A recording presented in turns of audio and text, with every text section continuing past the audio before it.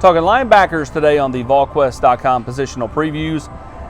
We talked last week about running backs and how that room's morphed. I don't think any room has morphed more than linebackers in 2 years. Under BJ. Brian Jean-Marie has finally got this thing kind of like how he likes it, as far as some added depth, some quality young guys. He's got a couple of nice older pieces. One in Aaron Beasley, who's really blossomed under his tutelage. And then Keenan Peely comes in from BYU, who again is married and is 25 years old now and can rent a car. So I mean, like you've got a grandpa feel to the room as well. You love that when they can rent a car. You love it. I love it when they can rent a car. Looking at you, John Fulkerson. But Peely, super important transfer. Yeah. I think. I mean, two-time captain at BYU, started 3 years. I mean, maturity and all that, and losing what they did. I mean, Jeremy Banks, really productive player over the course of his career, and it's not how good Jeremy was necessarily. You just don't know what's behind him. I mean, Elijah Herring looks like he's going to be a good player, but Peely, has proven it at this level, and so I think that was a really big get. And has anybody had a more surprising career arc here than Aaron Beasley?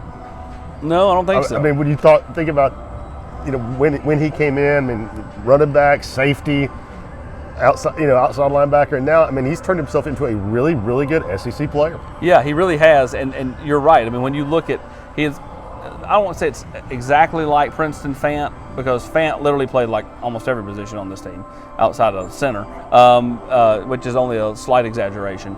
But like he did bounce around a lot, moved around a lot, kind of like Anthony Anderson did in his career. And when you're bouncing around a lot, you can't ever perfect anything.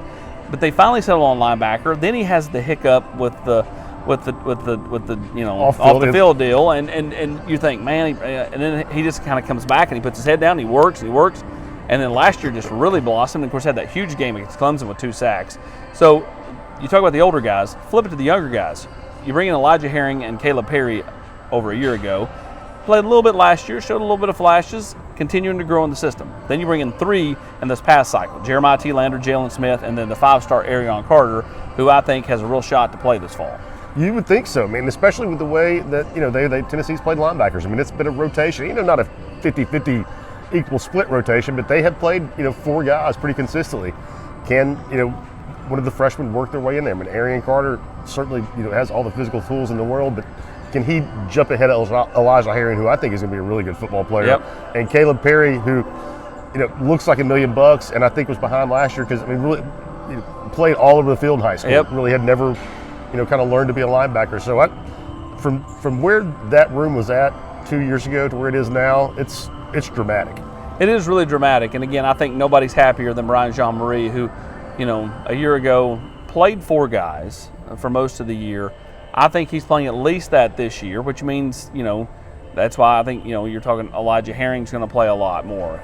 Arion Carter's going to play a lot more.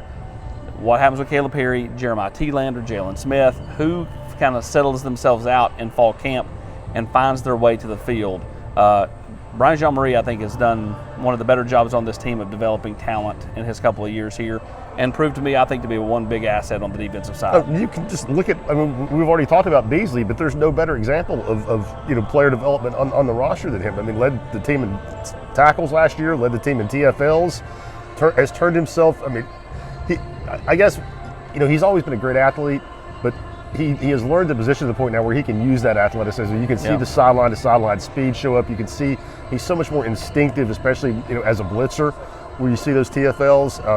So just a great story. Linebackers, they were thin. I don't think they are anymore, and we'll talk about that a lot during fall camp as that cranks up the 1st of next month. He's Rob Lewis. I'm Austin Price.